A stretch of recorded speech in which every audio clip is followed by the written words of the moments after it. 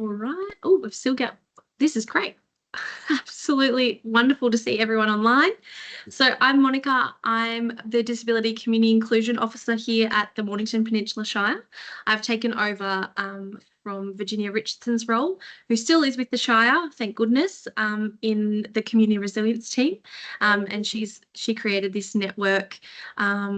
And universal design now sits in my portfolio, but she does have a wonderful area of expertise.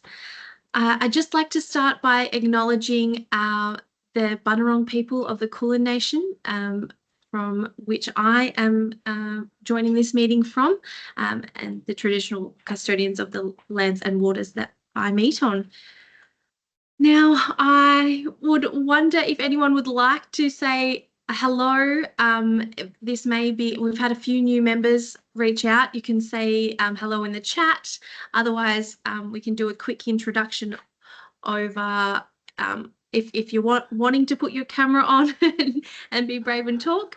And then we'll get into the wonderful presentation by Felicity on equity impact assessments, which I know I'm very excited about. If anyone wants to say hello. Hi there, can you hear me? It's Michael Taggart from City of Salisbury in Adelaide. Oh, hi Michael, how are you? I'm fine. I've missed 3 of these meetings, I think, so well over a year since I've been able to get to one. I'm totally blind, so I can't always tell. Am I on the screen? I don't have your camera, but I do have your audio loud and clear. Okay, yeah, it said my camera was on, but anyway, okay. I'm Inclusion Project Officer at City of Salisbury, so most of my work is around developing and now working with a cross-disciplinary team to implement our universal design guidelines, focused primarily on council buildings, parks and playgrounds. We're yet to get to streetscapes, but it's very much the baby steps of beginning to crawl away from minimum National Construction Code compliance and things like that. Also working with a Scope Australia related organisation here in South Australia on developing communication access accreditation. And we have a council which has invested in ability inclusion learning program, which is a budget of $30,000 to $45,000 a year for disability inclusion training, access and universal design training and such like. Oh, thank Michael, you. That sounds incredible. Wow. Welcome. So lovely to have you here. I must have missed. I'm new to this role and chairing it. So it is so lovely to meet you and hear of the wonderful work. We've got some wonderful people online as who've said in the chat. Hello to Sophie, Nikki, Tiff, Sally, Catherine, Jacinta, colleague of mine at the Mornington Peninsula Shire, Bo, sorry. Gosh, I can't read. Amazing. Anyone else want to introduce themselves? Otherwise, we can jump straight in. Oh, yeah. Hi everybody. I'm Katrina Gabb from Manningham City Council in Naarm, Melbourne on Wurundjeri country. This is the first time I've ever been able to make it to this meeting, so I'm really excited about that because I've been working in the disability advocacy space for many, many years, but I don't work Wednesdays, so not normally. Anyway, so I'm very delighted to be here, and this is a particular topic that the presenter is going to talk about that I'm really interested in. So thanks for having me. Oh, thank you for being here. Amazing. And I think this wonderful turnout, which is incredible when I know it's such a busy time for all. This equity impact assessment is something I know a lot of the network members have been reaching out and wanting more information on. So really excited to have a great discussion. So I'll go through a little bit of the agenda, and so we'll get Felicity from the City of Greater Bendigo will go through her presentation. I've seen the slides, and don't stress, we will be circulating her presentation as well. After that, we'll go into a discussion. It's a very sort of casual meeting today, lots of discussion. We haven't really even touched on the state disability plan either. So we will see how we go. It'll be great to have a great discussion afterwards. I'm hoping Felicity will be able to stay around as well to answer some questions. And I've got Mandy coming in, who's our equity impact assessment. She leads it with myself at the Mornington Peninsula Shire. So I might pass over to you, Felicity, if that's okay. Absolutely. And thank you everyone for inviting me to this network. Monica, if I can ask you potentially to just let me know if things aren't working, if sound isn't working, video is not working, all of that. I can depend on you in that. Great. Okay, cool.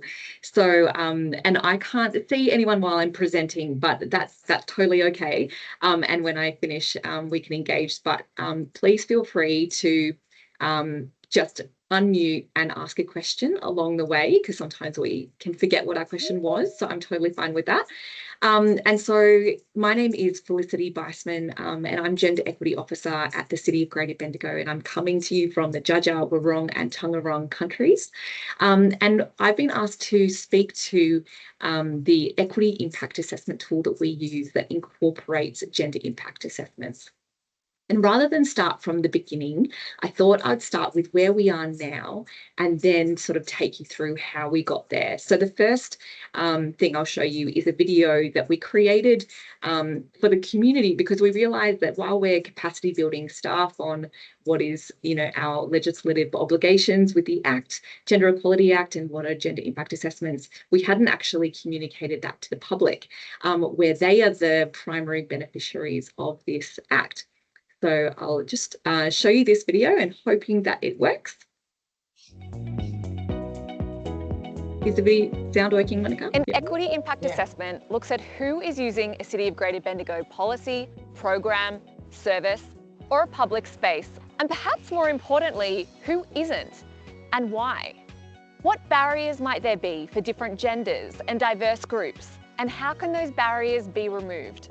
At the City of Greater Bendigo, we conduct community engagement and equity impact assessments for any policy, program or service that directly and significantly impacts you as a community member. Equity impact assessments help us step into the shoes of all community users, particularly those who face discrimination or exclusion, to explore what barriers are preventing people from fully participating in and benefiting from a policy, program or service. Once those barriers are identified, we work on reducing or removing those barriers entirely so that everyone is included and everyone benefits.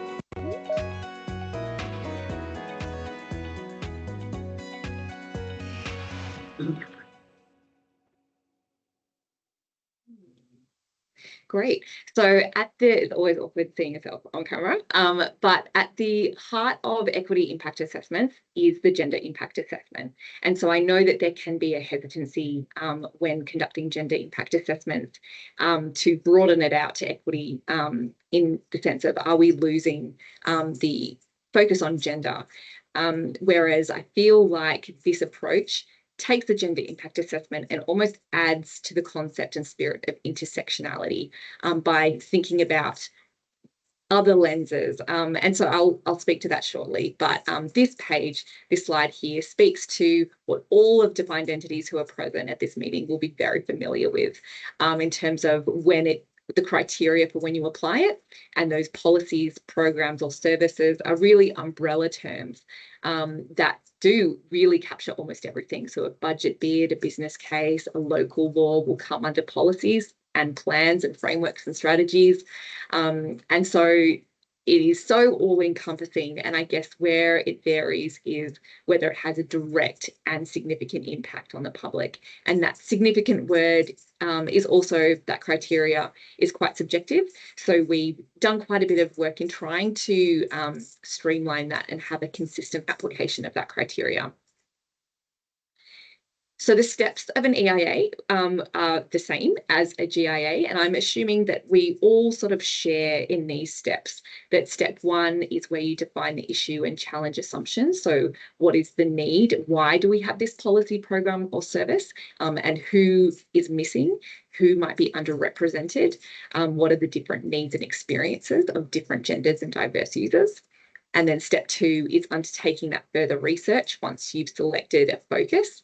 And step three is presenting and developing those options, changes, improvements to the program, policy or service for meaningful change, and then finally making a recommendation.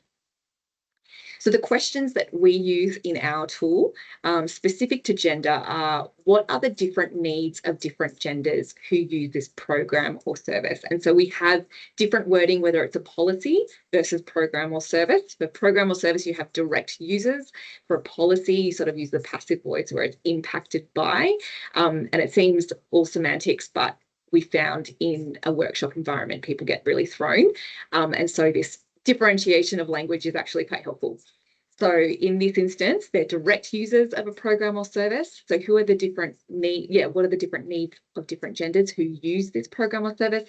Consider gender norms, the different social roles and responsibilities that different genders take on, and what action can be taken to better meet these needs.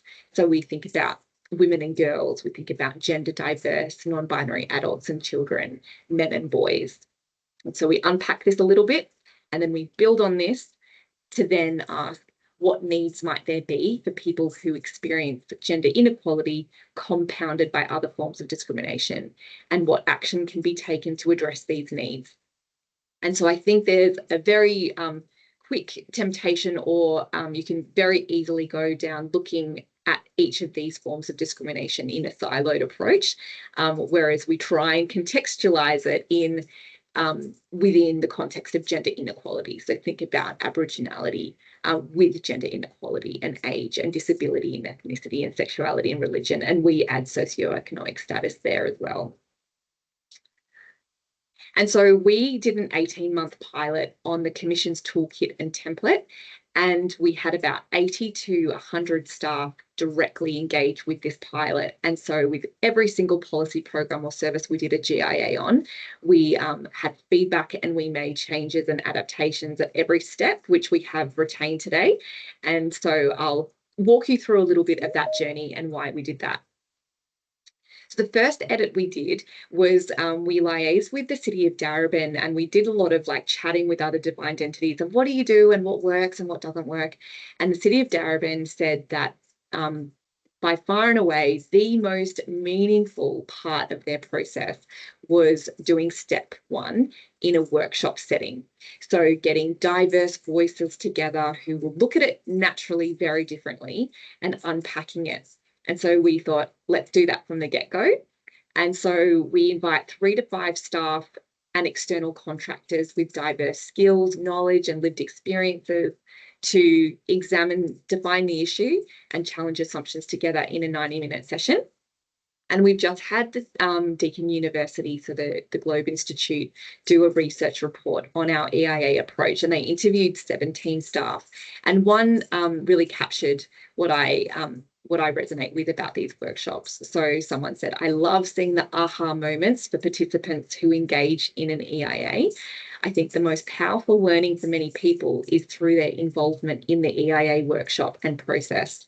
And so what we found is that through having a workshop, there's been so many positive unintended consequences of this workshop environment. So people who are just participants who aren't actually leading the GIA or EIA on a policy, program or service will see things differently and apply that to their own business as usual, to their own work and projects. Or the person who is leading the GIA will have lots of insights into other areas that they might adapt the policy, program or service that doesn't necessarily directly relate to gender. So that has been powerful. An addition was there was a lot of back and forth at the beginning of, is this legislatively required, is this not? And then we would have to sort of get a bit of a handle on what is the policy, program or service. And it was wasting a lot of time for the policy program or service lead, particularly when you've got part-time staff who might take a couple of days to respond to emails, and there was back and forth. So we created an online smart survey for staff to independently access.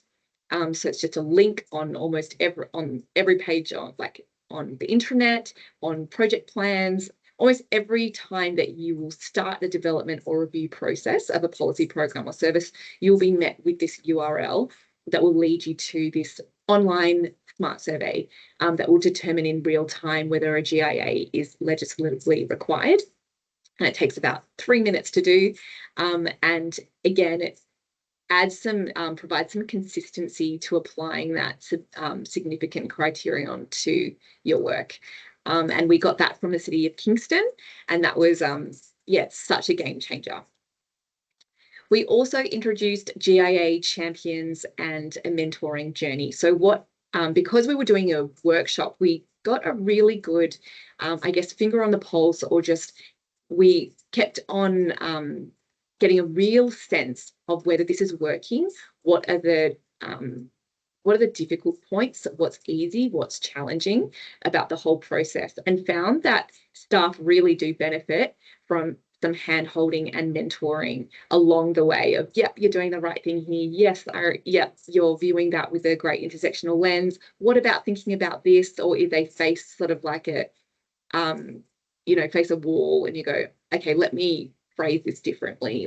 And so there is a lot of mentoring that happens and that is needed. And so we introduced and trained up 17 to 20 GIA champions. So they get a full day of training into intersectional gender equity.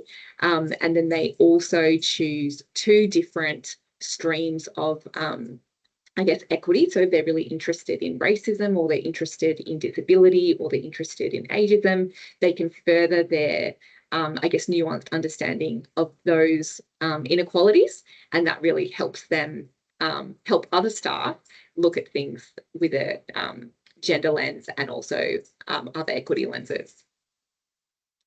And another edit is that we added a place and experience lens. So we rebranded GIAs to an EIA. And part of that was because we found that these workshops, we were naturally really discussing other forms of discrimination, and staff were surprised. So when we branded it as a GIA, people thought we would just be focusing on gender. But when we were touching on other forms of discrimination and and I guess a holistic approach to it, people really resonated with the branding of an equity impact assessment, and would walk up to the desk and say, I really, really like the rebrand. And so I think it just took that barrier away of people feeling like it was a more fair approach, because, and I personally believe that too, I think if we are only going to have one legislated tool, then we really need to make sure that it's a holistic one. And we developed a social justice framework, and the equity impact assessment tool is the mechanism that puts the social justice framework into action. And so just quickly, the GIA, needed a home outside of legislation. Where did the process belong within our overall frameworks and strategies? We wanted to do this from a values-based place, not just because there's a stick that we have to do this. We want to own it and say we believe in this, and this is where it sits within our overall strategy. And so it sits alongside the council plan and health and wellbeing plan as a high-level strategic document. It provides council and city staff with a set of principles to help guide planning and decision-making to improve equity, inclusion, and human rights. And so you might be aware of the controversy a few years ago about the Bendigo Mosque. There was a point there where it was like, oh goodness, I don't know if we actually have something to lean back on to help us make a decision here related to human rights within a very, tense community environment. So having this social justice framework really helps in those instances where there's quite polarized views and it's very heated. And so this is where this came from. It prioritizes intersectionality and the identity factors in the Gender Equality Act. And then it uses the 3 evidence-based lenses to help staff analyse the needs and experiences of community members. So we look at the people lens, a place lens, and experience lens. Cool. So there we are. The social justice framework sits at the top. The equity impact assessment is the tool that puts the framework into everyday action. And then the people lens goes through the questions that I touched on before, where you're looking at gender and the other identity factors, and that satisfies the requirements of the gender impact assessment. And then you have a place lens, which asks, what impact does location have on the needs of diverse people engaging with the program or service, and how can this be addressed? So you're looking at neighbourhoods, areas, regions, you're looking at CEFA index, you're looking at proximity to services or transport, internet coverage. And as we've progressed with this lens, we've been thinking more about climate. So there are like bushfire overlays, flood overlays, canopy coverage, and heat, like heat mapping with islands, where certain places, neighbourhoods, areas or regions are more vulnerable to the impacts of climate change. And that's a significant consideration, because when you put all those overlays together, you see that the areas with a low CEFA index, the lower socioeconomic areas are also struggling with low canopy coverage, with high flood overlays, and often those things intersect really interestingly. So experiences, that experience lens asks, what experience may prevent people from accessing the program or service, and how can this be addressed?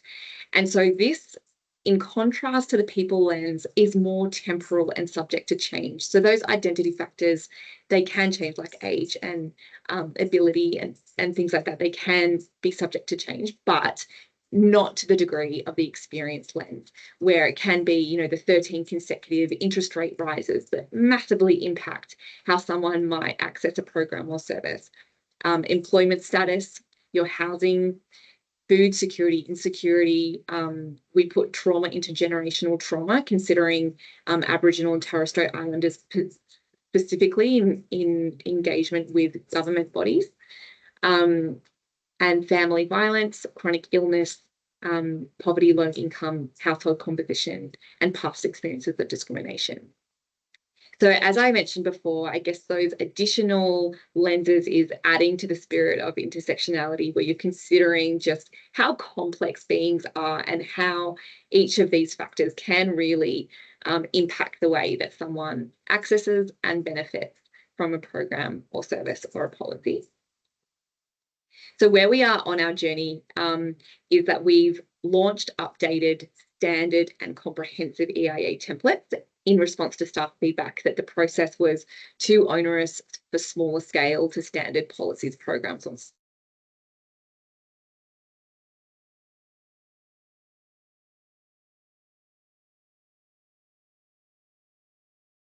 Are you there, Felicity? Just, oh, no one can. Felicity, can you hear us? We've just lost your audio. You may be frozen. If we could, let me see if I can message her. Give me one moment, everyone. Sorry. Right, let's see. Felicity, can you hear us at all? If you can see in the chat. Oh, technology, isn't it wonderful? Okay, give me one moment.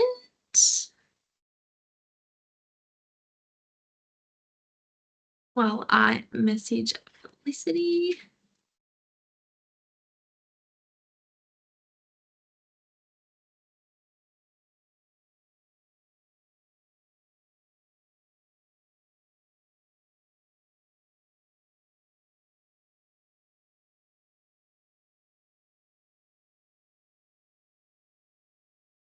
I wonder if I can. Sorry, bit of dead air, isn't it? I wouldn't be a great radio presenter, that's for sure.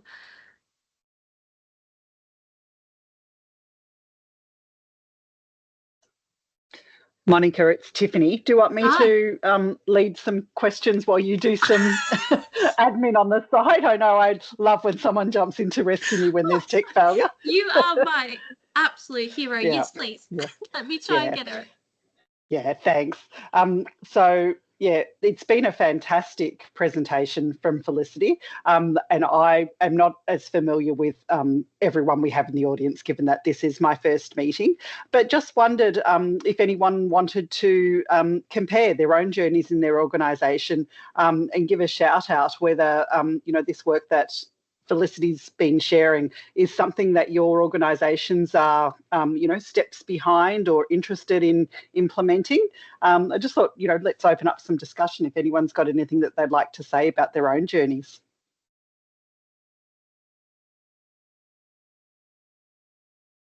I'll jump back on the mic, but I'm so Yep. interested to see their mentoring program, and I feel like that's an issue we've had in the past. Is we have these wonderful frameworks and great buy-in from people within the organisation, but it doesn't reach all corners of our very large organisation. So having that mentoring program, I'd love to hear more from Felicity. How were they self-appointed? Did they reach out themselves, or did they go to each sort of different directorate? Because we have incredible buy-in from obviously our community strengthening directorate, and then some from infrastructure and things. But it's getting to those places that we haven't been able to touch on, I suppose. And I'd love to know as well their experience with training, if they facilitated it themselves, this agenda impact assessment or equity impact assessment training, or if they used an external trainer.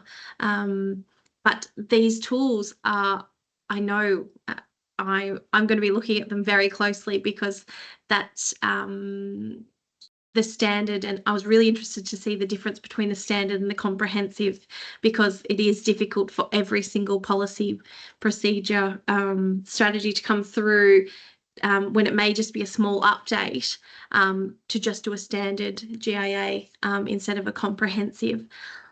All right, I haven't got Felicity. Has anyone else had that same experience that Mornington Peninsula Shire has, or any questions on?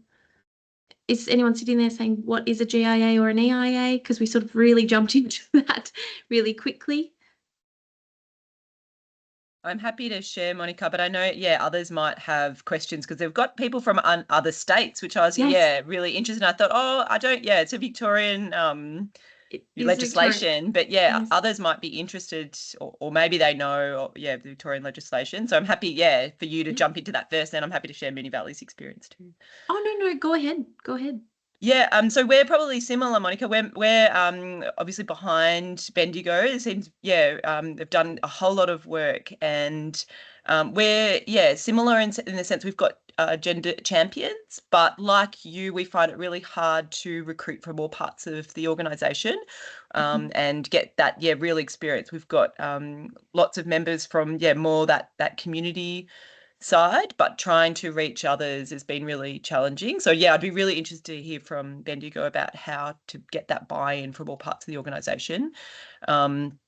We also find that training really challenging. We do it internally, but making sure we do reach the right people is really hard. The other thing we find really challenging is making sure people start their gender impact assessments early on in the process. Sometimes people realise they have to do them kind of further down when certain decisions have already been made. So I'd be really interested to hear how Bendigo have kind of approached that and really get people started on them early. And I love the idea of that meeting, that 2 to 3 people, or was it 3 to 4 people involved for that 90-minute? And I'm interested to hear. Maybe I didn't catch it. Was it just the champions that are involved in that, or is that wider? And how do people find that onerous? That 90 minutes, or that's really interesting as well. So just a few reflections. And Felicity's back. Sorry, I can see. I did see Felicity. Now I can see Michael and Libby. You had your hand up.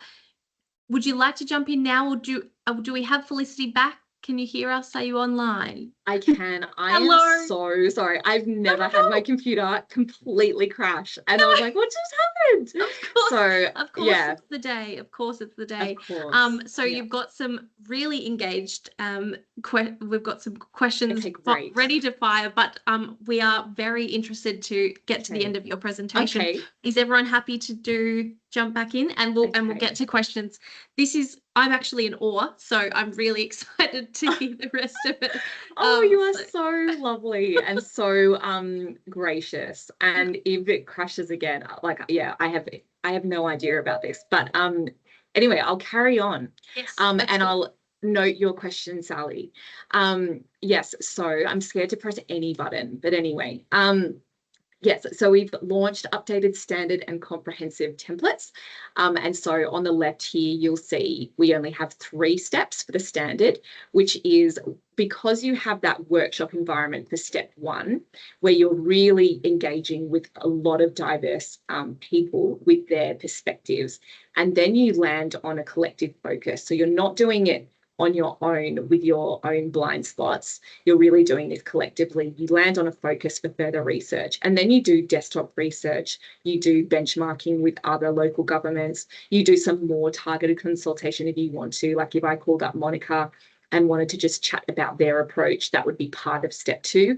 And then after that, most people are in a pretty good position to make an informed recommendation. So we will apply this standard template in probably the vast majority of cases.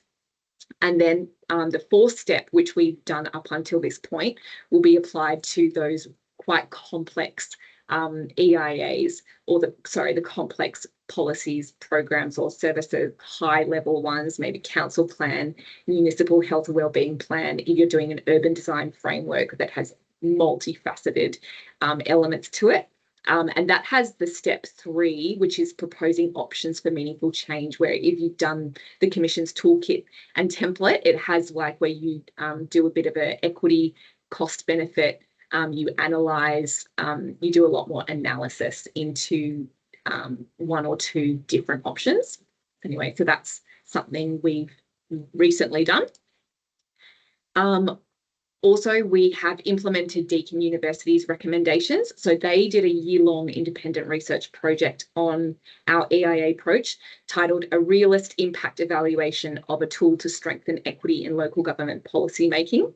And so a couple of things they noted was we found that a lot of workshops would choose as their EIA focus community engagement, being like, we want to make sure that we're reaching all the diverse voices, except everyone, because you're doing that, you're not necessarily creating structural change in your policy program or service.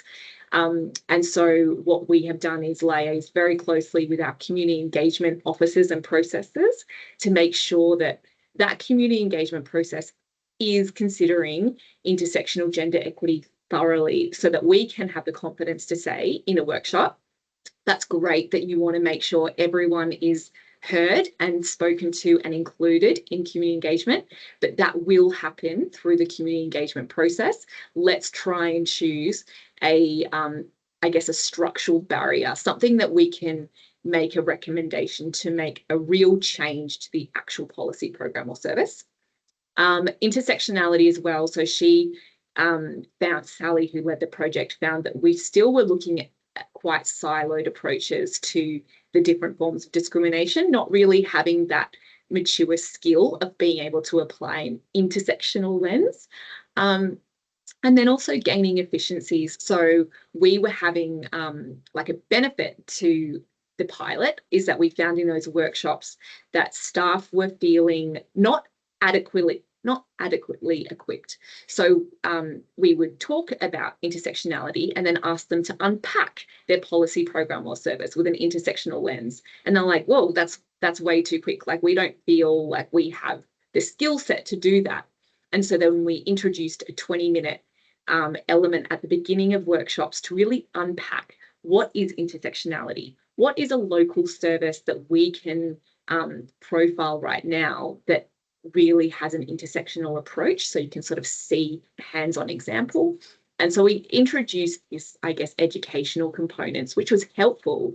But now as EIAs are being scaled across the organisation and people are participating in lots and lots of workshops, there's a lot of duplication that happens. So we have taken away that educational component and now have it as a standalone, so that people who are about to enter a workshop will do that as pre-reading, pre-watching, and then they'll participate in the workshop, so there's no duplication.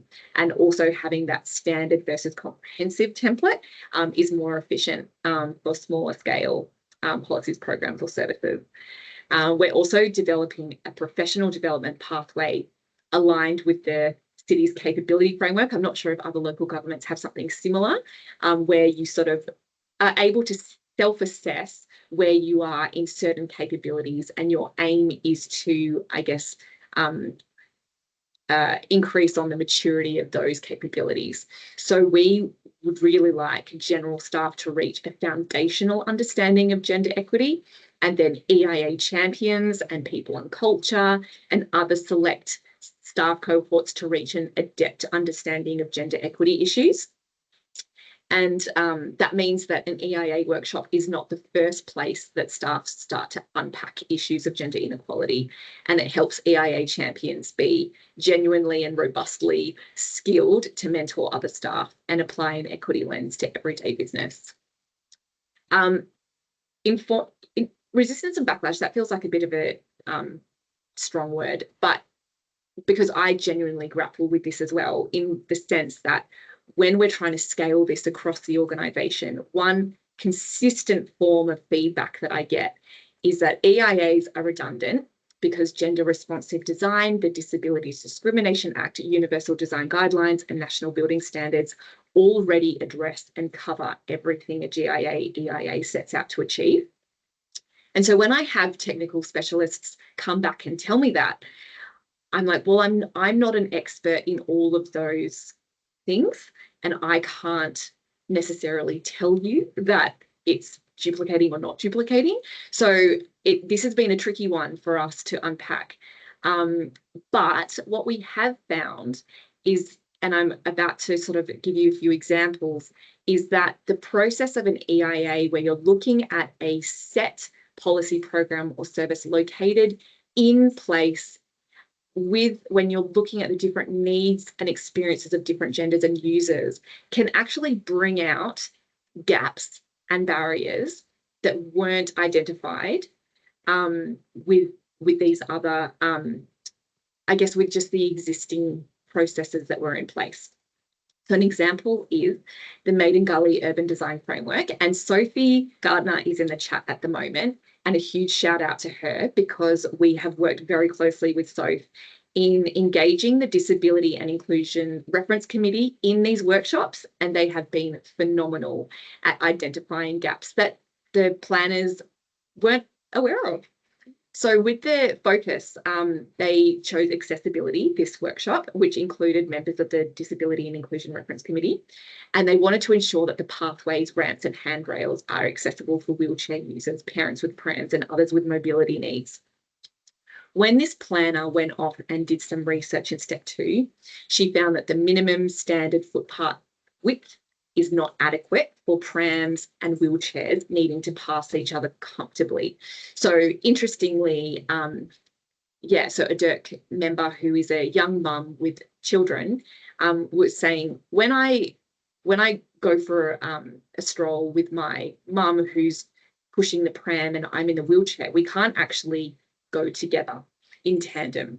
And that's really, that's not a comfortable experience. So you want to be able to walk with your mum and your child along a footpath or roll. And so with the EIA recommendation was that the strategic planning unit will collaborate with engineering to assess the feasibility of increasing the footpath width in the town centre. And if feasible, the framework will establish a revised minimum footpath width within the town centre, and we would expect that to then be rolled out to other town centres. Another one that came up was about a kinder expansion. And so in examining the needs and experiences of different genders and diverse users, it naturally came up that fathers and caregivers with large size utility vehicles are increasingly dropping and picking up their kids from daycare and kinder. And the size of these utility vehicles have steadily increased over time and are not fitting into the standard car parking spaces at kinder and daycare centres and shopping centres as well, which is creating car parking chaos at high intensity drop off at pickup times. So that was an insight that didn't end up being the EIA focus, but that was an insight that was discussed in an EIA workshop that was taken offline and then implemented. And another one was for playgrounds. So in another EIA workshop with a DIRC member, she spoke of being a primary caregiver with young children, and as a parent, she was in a wheelchair, and she wanted and needed to be able to actively supervise kids navigating equipment. But wheelchairs can't travel across Spark playground servicing, which is used at almost all playgrounds in Bendigo. And for children in wheelchairs, they cannot access any of the equipment that they otherwise might be able to transfer onto due to playground servicing. None of this would be news to you, but it was interesting that this was news to the policy program and service leads who hadn't picked up on these nuanced needs. And it was quite a, oh my goodness moment where to these people with lived experience, it was a no-brainer. It was a very obvious barrier. And so that is my presentation. So thank you for your patience. Oh goodness. So I'm very sorry about that. And yeah, very happy to answer any questions and chat. I'm happy to start with Sally's. Thank you so much, Felicity, honestly. And even with the technical difficulties, and we expect at every meeting, that was such a wonderful presentation. And to see the work that you've done, this is I'm a bit envious, honestly. Michael, you have a question for Felicity? Yeah, can you hear me now? Yes.